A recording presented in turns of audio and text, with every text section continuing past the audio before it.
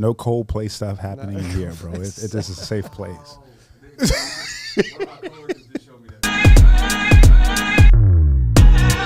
Yeah, so I'm here with my good friend, Jay Dotson, and we were just taking a walk around the beautiful downtown Covington. It's a place where everything is slower than the rest of the world. It's slower than Texas. It's smaller than Texas because everything's bigger in Texas. That's where he's residing right now. But we have over 13 years, 14, 15 probably, of friendship. And we were just having a great discussion. And Jay, you said something that really stood out to me. So Jay, you are a business leader. You're a man of God. You're a family man. But when we were walking, you said something that resonated with me. You said that you strive, something along the lines of being over accountable. Like, what does that mean for you? Like, what does it mean to be over accountable, and how and why is that important to you? How do you be accountable, and why is that important to you? Yeah. So I think being accountable is massively important because, like, we as people, if we're not accountable, we will. I've got too many ambitious things I want to accomplish, or I've got a place that I want to take my family, or I have a specific thing that I want my family to look like. And the default that I have, if I'm not accountable, is not taking me to that place. It's not allowing me to grow in the way that I want to grow. And so I've got to be accountable. And just from a spiritual aspect, like, we are so prone to sin and so prone to wander if we're not accountable to one another. And so I need it. I need it desperately. And so I am accountable just in like the spiritual way, but also in the business context. Like, and to my team, like, I have metrics that I specifically need to accomplish. And we have a scoreboard that says Jay either won or lost based on the last week, based on these key metrics. And so it, to me, means that we're going to grow into the people or into the business that we feel God is calling us to become. And if I don't do that, I know that I'm not going to just wake up and feel motivated to do those things. Yeah. And I need that healthy pressure. I need that healthy accountability to ensure that, you know, if I'm telling somebody, hey, this is the person I want to become, or this is the business I want to grow, then, like, I want that social pressure to force me to become better as a result. Like, I don't want, you know, we talked about this thing that happened, this Coldplay thing. And I think that so many people are not that far from throwing their lives away if they don't make themselves accountable to other people. You have to say that to the camera. You have to have a Quentin Tarantino camera zooms in and say that to the people watching and say it loud so they can hear it. Say it again, Jay. Yeah. So if we, oh man, what part now? So it was a Coldplay moment. Yeah. And yeah, so we're all so prone to wander. We're all so prone to sin. We're all so prone to throw our lives away. And I want to be somebody that is saying, I'm putting so many people in my life that I have to walk through so many people, so many, you know, friends or whatever that I have to put in my way, that it takes a lot for me to throw my life away. Because I don't want that. I don't want that legacy for my family. I don't want the legacy for my business to be like that. I don't want to be stagnant.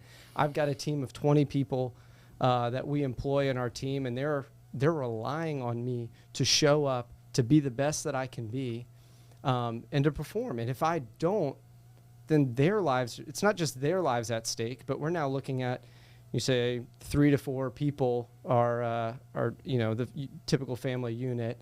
Like, we're now looking at, it's not just 20, it's now 60 to 80 lives that are impacted by my ability to show up or not show up on a day-to-day basis. That's in the business context. And then more importantly, we've got our families in my family unit that is relying on me, because my wife stays at home and takes care of our kids, that if I'm not showing up, putting food on the table, like, I'm going to have some starving kids, and I don't want starving kids.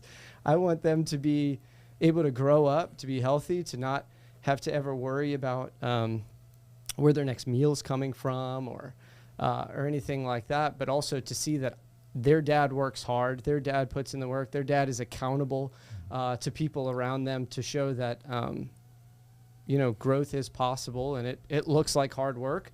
But at the same time, you can do it with other people, and that's a whole lot of fun. And I think the other people come in from the accountability stand. So that was a long-winded way of. No, that's so good. There, I'm going to say back to you what I Sure. heard, and I'm going to put a Chris-ism on it. One thing that you said that I really stood out to me was that a lack of accountability is a dream killer. Yeah. 100%. A lack of accountability is a dream killer. You think that you're running somewhere. You have this big vision for your family, for your business, for your legacy, but yet you allow yourself to get to a place where you're doing it alone. That is a red flag. When you get to a place where no one can check you, that's what we used to say in school. I grew up in the hood, and it's like, man, that dude just checked you in front of all these people. But as a leader, as somebody with a vision, what I hear you saying is that you need checks and balances to help keep you in line in your personal life, in your marriage, and in your business. And if you don't, that vision that you see, the one that you've been journaling about and writing about and praying about, it can be killed by the lack of accountability. I want to have a vulnerable moment. Yeah. Early on in my marriage, I would get so frustrated with my wife. My wife is from a huge city called Chalmette. It's not huge. It's southern Louisiana. But it has a distinct flavor, Chalmette, right? They kind of sound like they're from New York, but not from New York. You feel that? You know what I'm talking about, that accent? I'm also from Chalmette. Yeah, see, so he knows. And I wouldn't say anything bad. He was waiting for it. He was about to check me. Where's that tea? Gonna throw it in my face. No, I get it. Right. Get it. We're a fun bunch. So my wife, she is very articulate, especially when something fires her up. And what I realized early on in my marriage, I would get frustrated because the things that she would communicate to me was holding me accountable. And I had an unhealthy view as a husband that, wait a minute, I'm supposed to be the one to bring the order. And I'm upset because what she's saying to me, it's checking me. It's checking me. But what I learned that listening to my wife, I'll go even deeper, even more transparent. When it comes to Chris's interactions with other women in different environments, my wife helps hold me accountable because she has a level of discernment.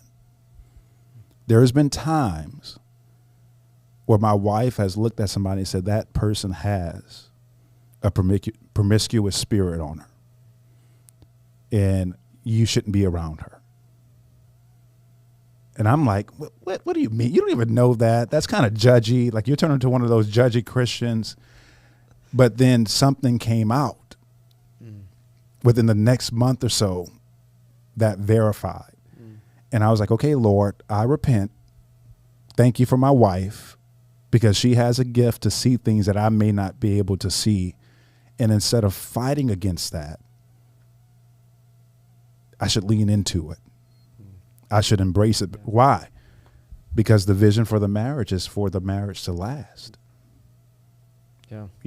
20 to 30 years. But as you stated, if I remove the accountability that is built within the person that we're one with, the dream could die. Yeah. Which is a split decision at a Coldplay concert. It can be exposed. What you got, Jay? What's on your mind? Yeah, I imagine the Coldplay thing is probably a lot of things led up to that split thing. Oh, sure. But then that, for sure, that in a split moment, the whole world comes crashing down. It's wild. Yeah. Yeah. I mean, it must be a woman thing, because my wife has done a similar thing. So that's wild. she always feels that. I'm like, that's good. And I'm going to listen. Yes. I think with the cool thing, I was going to ask you initially, like, as you Okay. were telling that story, is like, was it ways that, because talking about growth, because Yeah. we were talking about growth initially, and then that is like maybe even in ways that you weren't expecting accountability, Mm-hmm.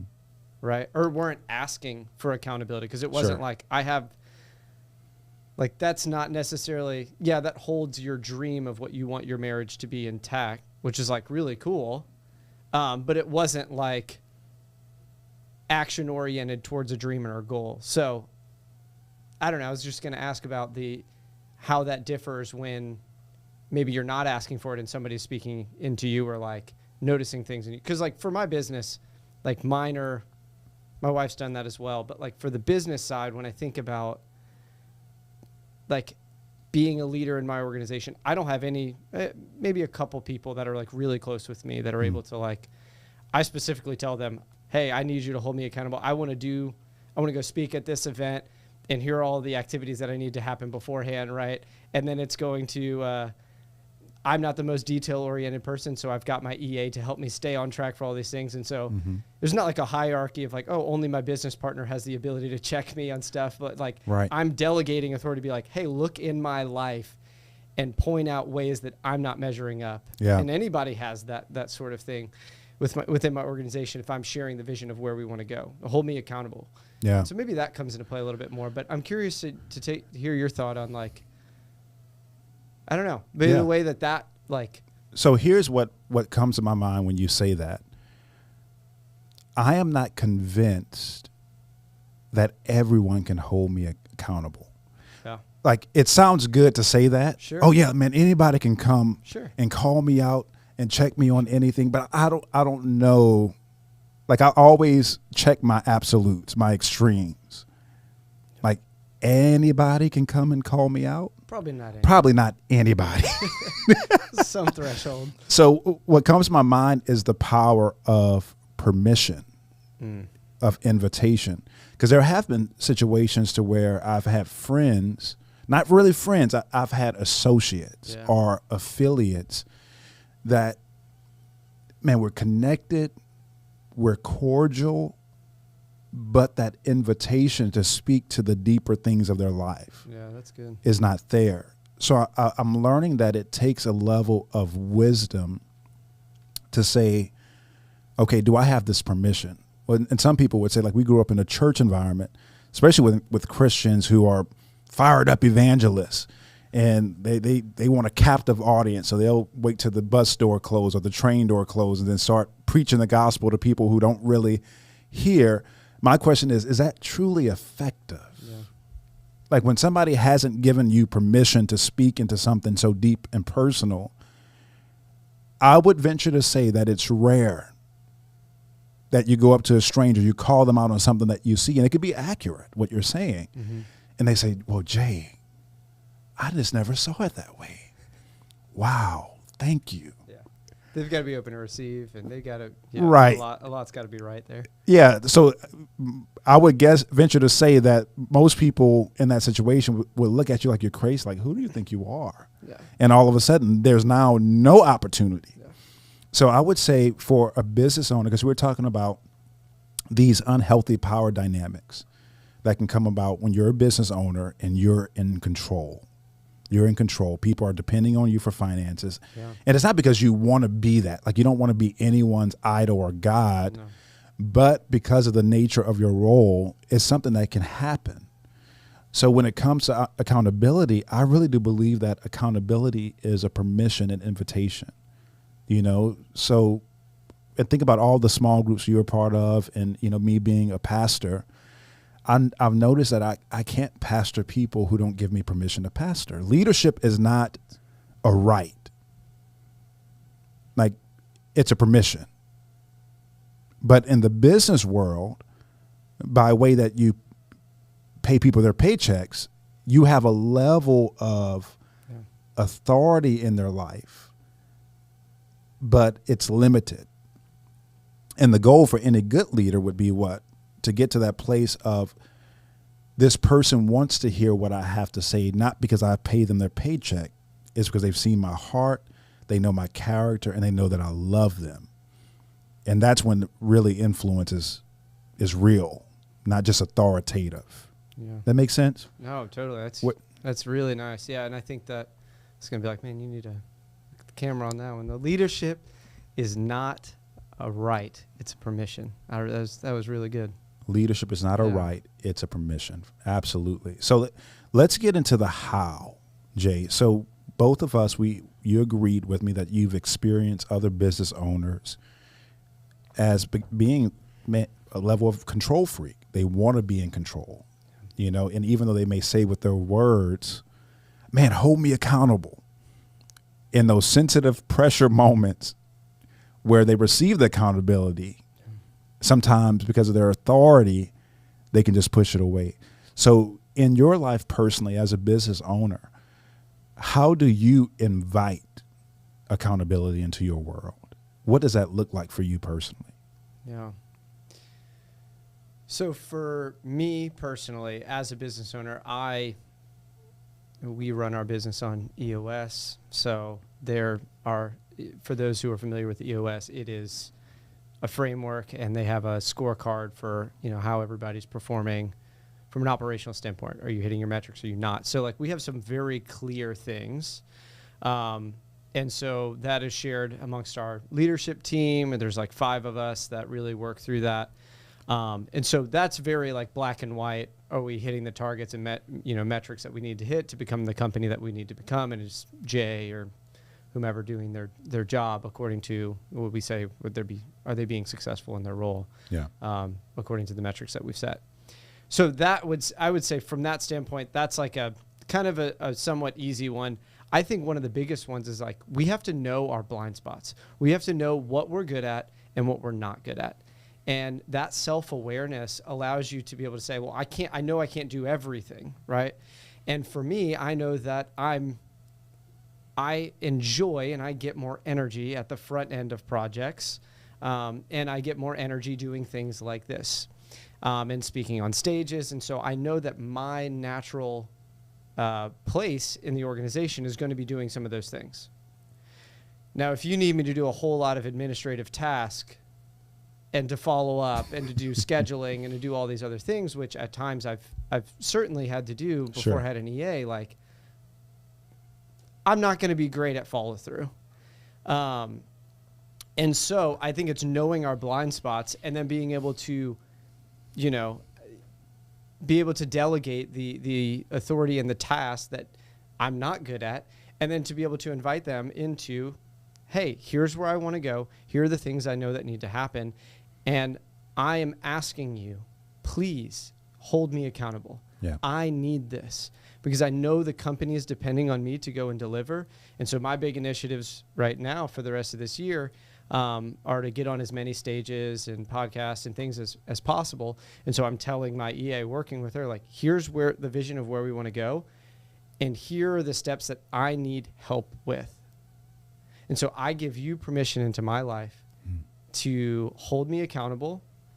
Even if you've told me 5 times or asked me 5 days in a row, did you do this? Did you do this? And I haven't done it. I need you to speak into my life and say, all right, is this important to you or not? I could say, yeah, it's really not that important. And maybe it shouldn't be on my to-do list, or like, thank you, because I need this. Yeah. I've told you the vision of where I want to go. And I'm not always going to be the best at holding fast to that. And so I need other people to be pointing me back consistently to that. And then I think on the spiritual side, like, I've got to know my blind spots. I mean, we're probably a little bit more clear on the spiritual side when our tendencies are to go and like have destructive behavior. And so I think on that side, like, thankfully I've just been like living my life in accountability for a long time with some of my best friends. But like, I got to know before I step into those environments or step into those patterns of like where you might struggle, and be able to see it a mile away and be like, I'm choosing to be accountable and to be vulnerable first before I even step into this thing, so that I know on the other end of this, like, I'm texting my friends, hey, I'm about to be traveling for, X conference. And this is one of the first conferences I've traveled alone.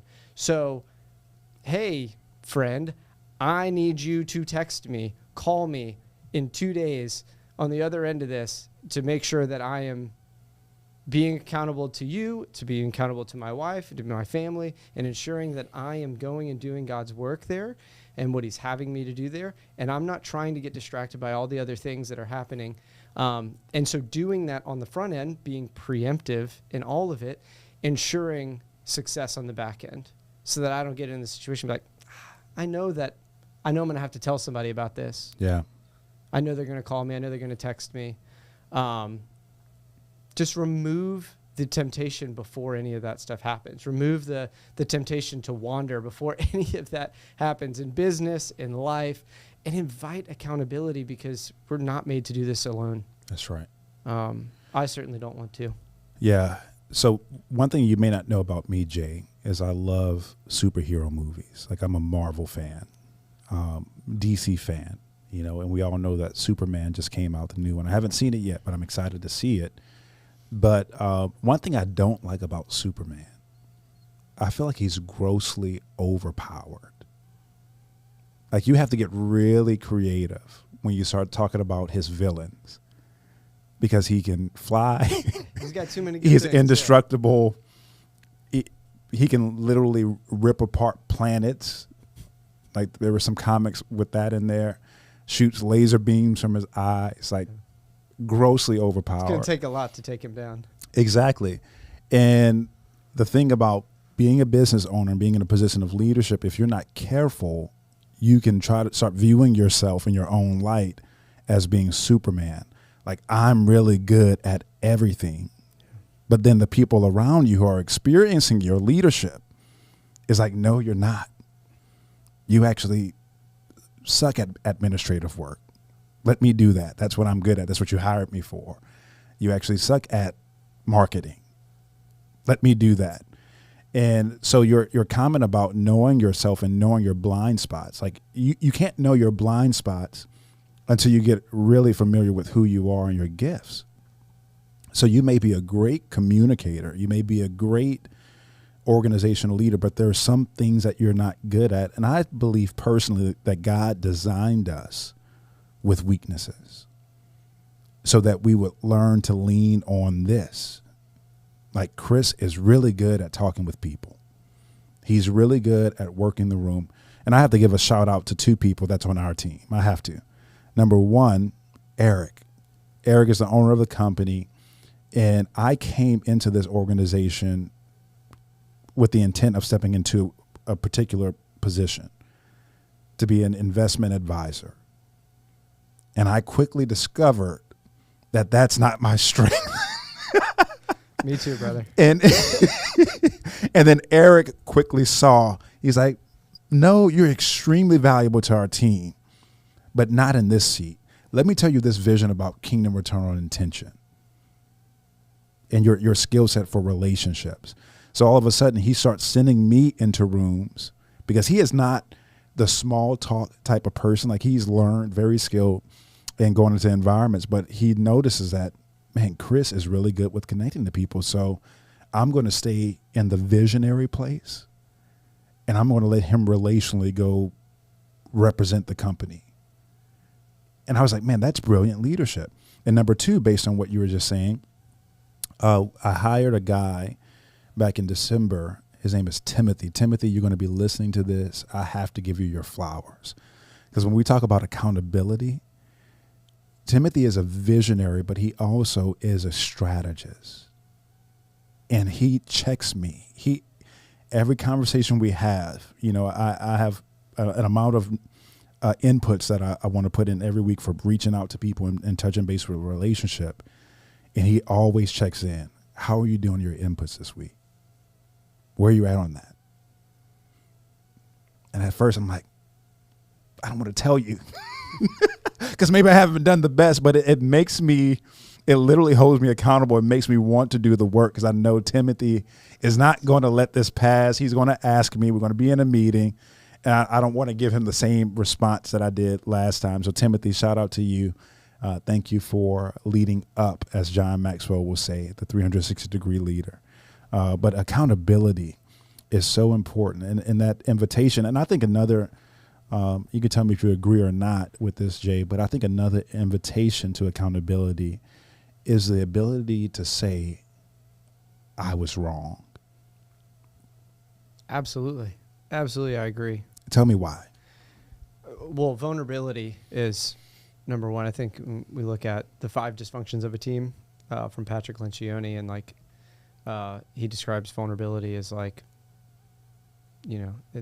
trust is really the foundation, and that's starts with being vulnerable. Say, I was wrong, I messed up. That has to be the foundation for a healthy organization, a healthy person, I think. If you're leading anybody, we're not going to always have it right. And people, I mean, they see through the facade if it isn't right. Like, we are all fallible humans. We all make mistakes. And it's not that people are expecting us to not make mistakes. They want to know that we're human enough, just like them, and that we're leading as a whole person and being integrous. Yeah, that's so good. I don't know why I'm on this theme of Superman, but I Just going back. I watched an interview with James Gunn recently. He was talking about the movie, and some of the superhero movies have taken more of a realism approach. Like, you remember the Dark Knight series with Christopher Nolan and all that, and even the Man of Steel had more of a realism type of approach. And one thing that they were having trouble with is like the trousers. You know how the traditional Superman has like the underwear on outside of his suit. You know what I'm talking about? Perhaps, but I'm not going to lie. Go Chris, back. I don't Yeah. know much about superheroes. So I know the people listening know. they probably know. will. They're not like me. But he was saying that they were wrestling with that. So basically Superman has his uniform is like underwear on the outside of his pant. And he was saying that he was wrestling with that because it looks goofy. It's silly. Like, how can we bring this? It worked in a cartoon and in a comic book. How does that work in live action? But then somebody gave him a perspective. Like, Superman is this overpowered being, but yet he wants to be relatable to people. So that the underwear being on the outside gives a level of, this guy can destroy the world easily like that. But yet there's this little silliness that makes him a little bit more realistic and human to be able to connect with. And as you're talking about exposing our weaknesses, that's not a bad thing. Like, it's never, like, it always encourages the team. In my experience, in many situations, it's like the team leans in more whenever you say, guys, I need your help with this because I missed it. I dropped the ball on that. Can you come and help me? And it's like, wow, now I have buy-in. Like, I'm really a value part of this team and not just somebody just to delegate tasks to. Like, he's really leaning into me and telling me that, no, what you do is valuable and I can't do what you do. Yeah.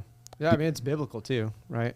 It's the ear can't say to the foot, I don't need you, and all the rest. So, yeah, I think there's something really spiritual there too. We're wired for it. Yeah. So, yeah, I agree. All right. So I want to shift gears a little bit. Another thing that we talked about, so obviously you're looking at Jay and myself. We're younger. We have younger families, and we both are in that season of acceleration. Things are moving. We use the word ambition, and ambition is not bad. I think sometimes when people hear the word ambition with accountability is amazing. You need it. Ambition without accountability is destructive. Yeah. And you being a man of God, your accountability goes deep. You believe that there is, in fact, a God of the universe who created everything, who created you, and knows how you best operate and defines morality for you. So we know that level of accountability is deep. But we also talked about, being young and having families and trying to manage that in the context of what community looks like now and also ministry. So just speaking to that, what have you learned transitioning from your college years to being married and being a young professional, but also then transitioning to being a business owner. What have you learned about keeping ambition in its rightful place, but also staying connected with ministry? Because ministry, we both have served in many capacities of ministry, and ministry, as we talked about earlier off screen, it looks different. So just kind of give us that journey. Yeah. So for me, I was a part of the group that was like performing the ministry for years. I mean, really even probably 12 to 15 years that I was either playing on worship teams or leading small groups or preaching at times or paraministry organizations through schools. And I remember your first sermon, by the way. Yeah? That was great. Oh, thanks. It was good. Yeah. Thanks.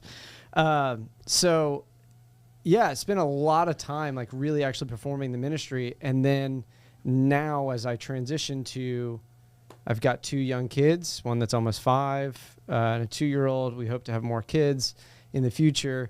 And combining that with being a business owner and providing for a family that now my wife gets to stay at home. We live in Austin, Texas, so we don't have family that's nearby. And so we rely on our friends that we've met there that has become like family. And as much as you want that to be, it is still a challenge because when holidays come and all sorts of stuff, everybody goes and goes to be with their families. And then you're like, trying to navigate all of that. But as we've shifted into this season, it has been increasingly more difficult than I thought when I was younger, right? Like when you're single or when you're married, and even if you don't have kids, like you can still get a great quiet time in, you're a little bit more relaxed. And I've just found that as I've stepped into this season and all that God has for me here, I'm like, I need to push up my time to like wake up earlier and earlier just to be able to, become, before I have to take on all the responsibilities of being business owner or dad or a husband, that I am really first and foremost getting with God. Like that is, I've got to be a son, of the Father first and foremost, and understand how do I minister to the heart of God? How do I invite the Lord into my day to ensure that I'm setting up everything else right? And while maybe I don't always hit that every single day, like I think it has pushed my intention to do that and to become better, not just in that, but like to become the man and the husband and the father and the business owner that I know I need to become. It has to start with God. And it has to start with me getting my heart right with God before. And so that has forced me to have a level of engagement that I didn't have in previous seasons, which is exciting.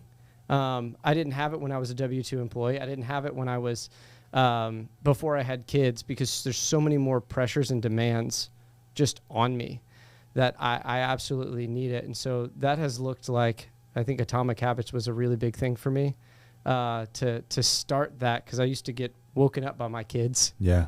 And what's that's the a 1%? hard, that's a hard way to wake up, is like you wake up with your kids crying or screaming at you, immediately step into changing a diaper, and then kids yelling at you to get breakfast going. And you're like, I'm already on a bad path for the rest of the day, right? Like just very challenging. So like Atomic Habits for me was like, that started at 7. And then now I'm like 5 and sometimes even a little bit before on a consistent basis, because now I have to have my routine of like really getting before God, getting my mind right, working out, exercising, doing all the rest to become the man that can take on all of these responsibilities throughout the day. The other side of this is like the community aspect, I feel like has been much more challenging from the standpoint of like when you were single, or if you were married but not having kids, you contact people and you're like, oh yeah, we can get together, and when do you want to get together? Tomorrow, the next day? Right. Like, it's fine. In 10 minutes. Not that challenging, right? Now it's like, oh, let's both check our calendars, and you're like, all right, does next weekend work? No, that doesn't work for me. How about 2 months from now? No, I'll be traveling then. Yeah, you and I literally had to plan 2.5 months out to Exactly. have this today. So Exactly. it's a new dynamic. You just find that community is so much more challenging because life is so much busier. Right. And everybody has commitments. Everybody has all these different things. And we transitioned from a small church over the last 2 years to a big church, and that's been even more difficult to find community that we love where we're at.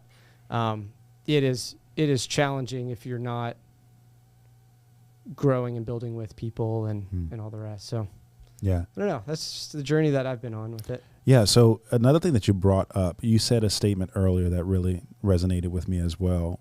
You said it's easier to do ministry in business. What the heck does that mean? And how is that even possible? Yeah. What are you talking about? Yeah, I think it's really say easy. I think it is easy to do ministry in business because people aren't expecting it.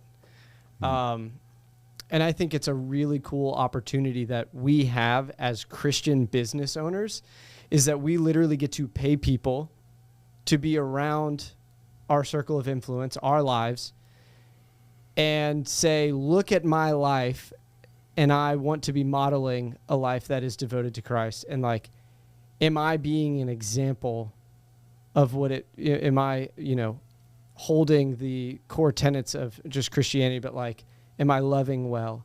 Am I generous? Does it look like I have an abundant mindset? Am I stressed? Am I holding, do I have a scarcity mindset? Am I holding things close? Like, I don't want that to be said of me ever. And so like, I think it's actually pretty easy to show up in ministry and business because people aren't expecting it. Like, I don't know what the stat is, but like people leave they leave companies because of bad bosses, right? Like it's like overwhelmingly that. And overwhelmingly people don't trust that their boss has their best intention in mind or like isn't looking after them. And the word most used by our generation, the millennials, is toxic culture. Yeah. It's toxic. Yeah. So I'm going to leave. I want to be the opposite of that. Yeah. I want it to feel like we've got a couple different things within our organization that like on its surface maybe doesn't look like Christian or we don't call it Christian. Sure. But like it is what we believe is the heart of God, like manifesting in our business. Like we are big believers in Unreasonable Hospitality was a book that we've read. Mm-hmm. Fantastic book if you haven't read it. And so what we've done as part of that is we're just going to be insanely generous with what we have. And so that looks like across all of our key stakeholders, our referral partners, our employees, across our current clients, that we're just ensuring that our business is a blessing to everyone who encounters it. Mm. And so that makes it really easy for us to not be like, I'm not necessarily doing this for money. I'm doing this for impact. I'm doing this for the kingdom. And so when people send us referrals, we were basically running like a travel agency within our organization, which is so fun just to be like, to shower people with like an overwhelming appreciation of like, thank you so much. This is the main way that we grow. And so we've, had people have getaways, with them and their spouse to be able to grow and refresh. And it's like just way over and beyond what maybe they were expecting. And then we have different programs within our organization for ensuring that like, I think the Ritz-Carlton has like a $2,000 discretionary limit that anybody can solve any issue up to $2,000 without having like management approval. Wow. Ours is much less because we're not the Ritz-Carlton and people aren't spending $800 to $1,000 a night to stay with us, and we're not a hotel. But we've got a budget allocated for every individual so that, and we've told them to have their ears, eyes and ears open to hear what our clients and what their fellow employees are going through so that we can show up in moments that matter, like very meaningfully. And so we've got a budget for that so that like if one of our clients says like, oh, well, we intentionally have them ask, oh, you have plans this weekend? Or like, just having some sort of rapport building and small talk. And oftentimes people say, oh yeah, well, I'm celebrating our anniversary or it's my birthday or this. And so we have now had our people show up in those moments to say, oh, well, now we're taking care of that dinner for you or whatever. Yeah. And it's just an extension of like what we believe, like the generosity that we've received from God, that we have the free gift of grace. Yeah. But that we are people that want to show up with people and to celebrate the good and the hard and see people right where they're at, because we believe that's the best way to impact people. Yeah, I love the way you explain this. Like, number one, I don't believe that a business can be Christian. Like, I always wrestle with that term. We're leading a Christian business. I'm like, organizations can't be Christian. Yes. Individuals can make a decision for Christ and to lean into the goodness, the principles of the kingdom. And that's what you're describing. You're making it so clear that the way that you lead is informed by the goodness of God. And one of the first things you have to consider when you're leading is that people are important to God. So if people are important to God, so important that he would send Jesus Christ down on the cross for them, how can I make sure as a leader the environment is communicating that same level of value? And what I love about it is that, because I'm experiencing, you and I are in two different seats. So I'm in a leadership role within our company, but I'm not the owner of the company. I'm not the chief cultural architect. But what I'm experiencing personally is that I feel so seen, loved, and valued that it makes me want to do my job extremely well. It gets me excited to come to the office and to work and to give it my all, and I've seen people, even because of the goodness of the culture, who were not believers, ask questions like, why do you guys do this? I've never worked in a place like this. And I've been in the workforce for over 30, 40 years. And I've never worked in a place like this. Why? And now that's an invitation to have a deeper conversation. So it blesses my heart, bro, to hear that you caught that vision, because I sit down with business owners all the time.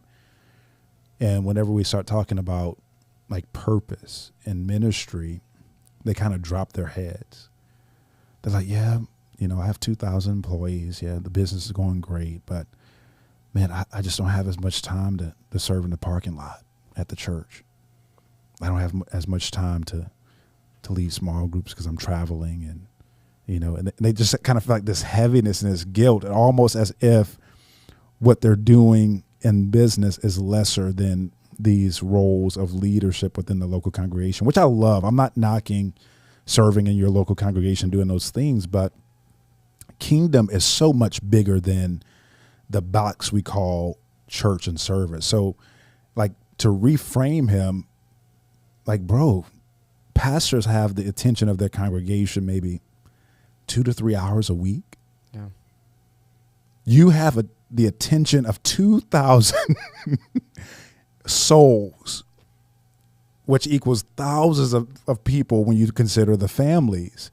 You have the opportunity you have to make an impact for the kingdom of God is honestly, and it's not to compare, but it very well could be much more than your local pastor.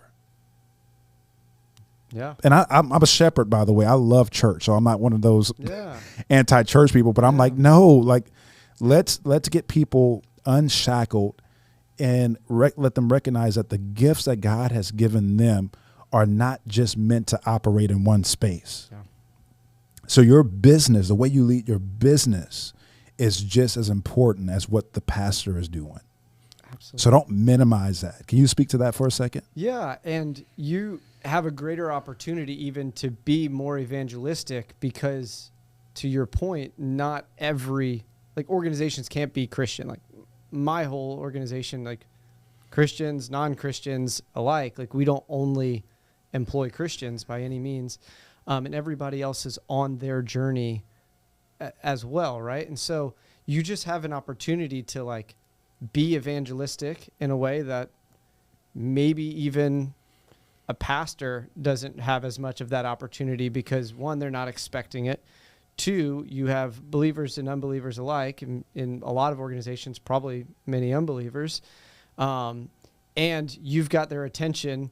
And when you go and say something, it means something to them. And they already have some somewhat negative expectations of you as a boss and as a leader. And so when you show up with the opposite, man, that's got a really good way of starting a conversation for why this whole thing is different and why you're different and what is this faith to which you hold, you know? And like, I think that I'm in C12. I believe you guys are in C12 as well.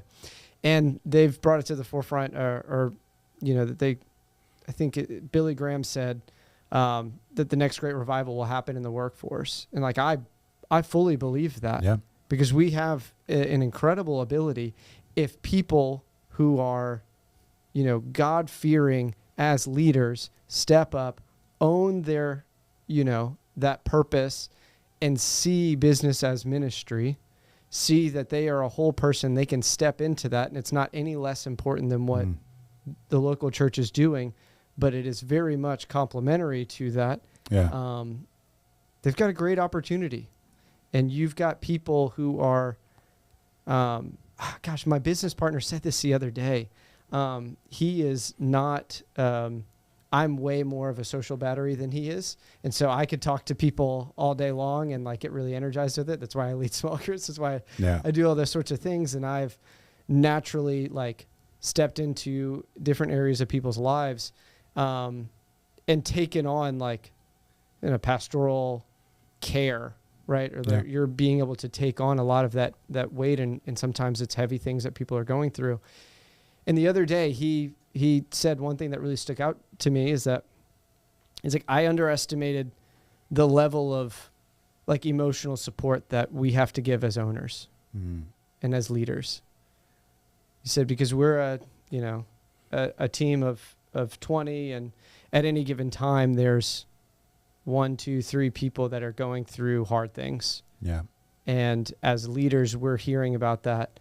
And I think that's a really cool opportunity that we get to show up in a really meaningful way and, you know, be able to display grace and give mercy when it's, you know, needed and really show up in people's lives and impact them. 'Cause they may not know what to expect when they're coming to owners or leaders with the challenges that they're going through in a personal way.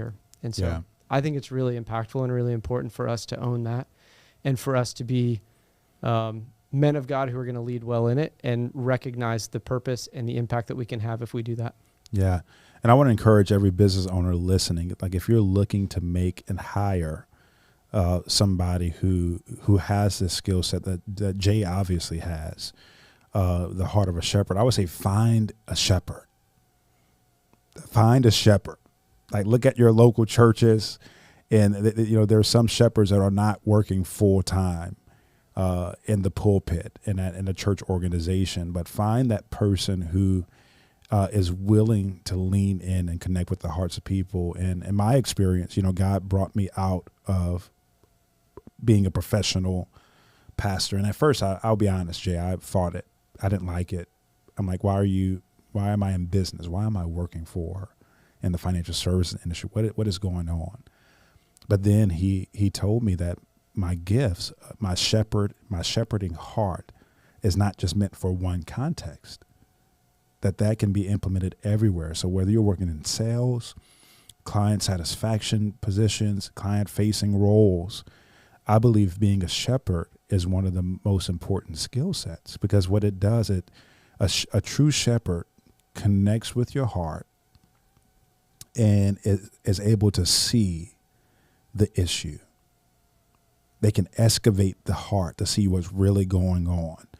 And then what happens is once you identify the need, now in the business world, you can connect them with the solution.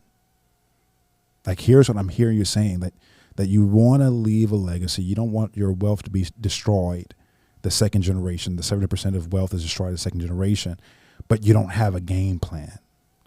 What if I would have told you that? Boom, solution. And I overcame a lot of, I used to have sales guilt. Like, wait a minute, I'm a pastor. I love connecting with people, but I don't want to sell them on anything and all of that. But once I got this new frame of shepherding, like I'm really helping people. I'm really serving families and help them establish 100 plus years of abundance and impact. Then all of a sudden the guilt is gone, you know? So what you're describing, so piece of advice to you, hire a shepherd, find a shepherd, identify somebody on your team who has a skill set, because it's going to help the culture majorly. So I want to transition into another part, and I want this part to be a little bit more technical and to highlight specifically your company and what you guys are doing. So just give us a rundown of who you are, the role that you play, the kind of the history of the company, and what's going on right now today, and how are you guys serving people? Yeah, absolutely. Thanks for asking. Yeah, so I run a company with a business partner of mine. It's called Prosper CFO. It's on the surface, it is a fractional CFO and operational accounting firm, specifically devoted to companies in the 5 to 50 million annual revenue range. And so we help companies make more, lose less, and make those two things inevitable by installing a process and a systematic approach. And so my journey to this whole thing really started when I was, in my early 20s, and I was early in an analyst role at a company. And within 2 months of me being at that company, the CFO was leaving the company. And, all the reporting, all of everything, the financial realm kind of fell to me. And thankfully, I had a boss who was really gracious and looked at me and said, Jay, let's see what you got. And that ended up being one of the biggest blessings in my life. But at the time, I had no clue what I was doing, if I'm honest, right? Like I'd never owned a finance function. I'd never owned a budget or built it. And I was just trying to figure it out. And so he displayed a lot of trust in me, but he also wanted to surround me around the talent that I needed to be successful. And so in search of the help that I so desperately needed at that time, I went to the market. And I think that I might be one of the few fractional CFOs that has sat on the other side of a fractional CFO sale, because I didn't just like look into hiring one. We hired 6 of them, and we tried 4 different accounting solutions.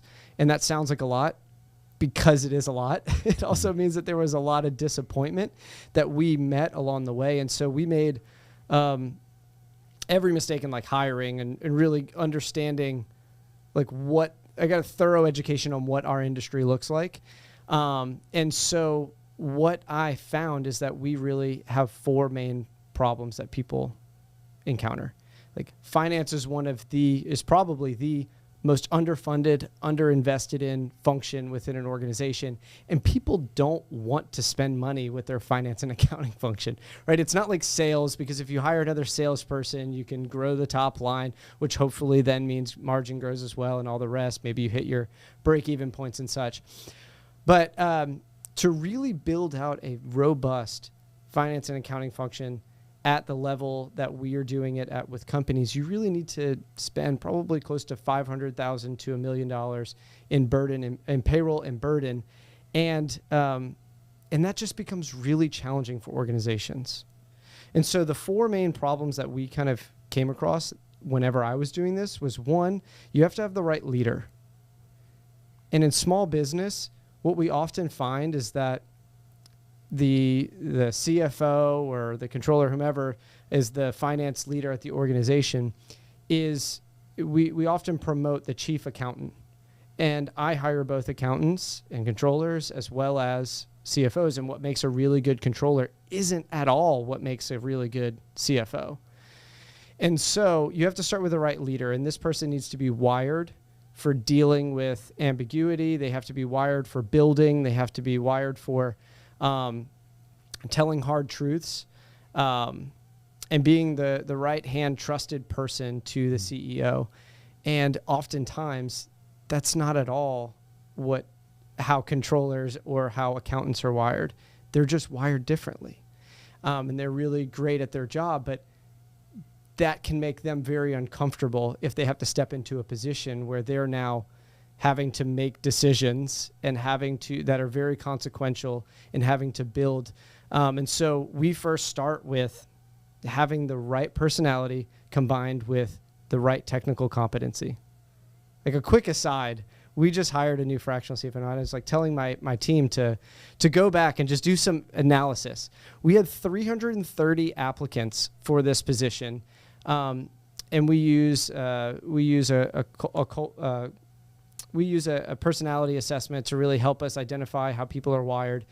And so out of the 330 people that applied, 15 had the right profiles that we were thinking that makes sense for what we're trying to build. And less than 5 had the right personality and how they're wired, meeting the right technical competency for what we're deeming is right for helping businesses grow and stepping in a fractional capacity. So we're talking about less than 1.5% of all applicants. And so that's how truly important it is to have the right type of leader in the organization to be able to help you grow, or else you then risk that individual coming in and then just solving accounting issues. And what is that personality profile that you're talking about? The tool? So we use Culture Index. Okay. And so we're typically looking for, in that setting, it's like architects and tech experts are what those two profiles are called. And so that's first and foremost. And so in the 4 problems, you have to have the right who, but even if you have the right who, they've got to be running the right playbook. Because I had an individual who was technically great, probably the right personality test. I didn't really have him take it, but he would show up to calls and he would say, "Jay, what do you want to talk about today?" It's like, well, that's not really helpful. Like, because I hired you to be the leader. I need you to tell me we're trying to go here, and I need to know what is the roadmap to go here. Who needs to be held accountable to what, and how are we going to get there at all, right? Yeah.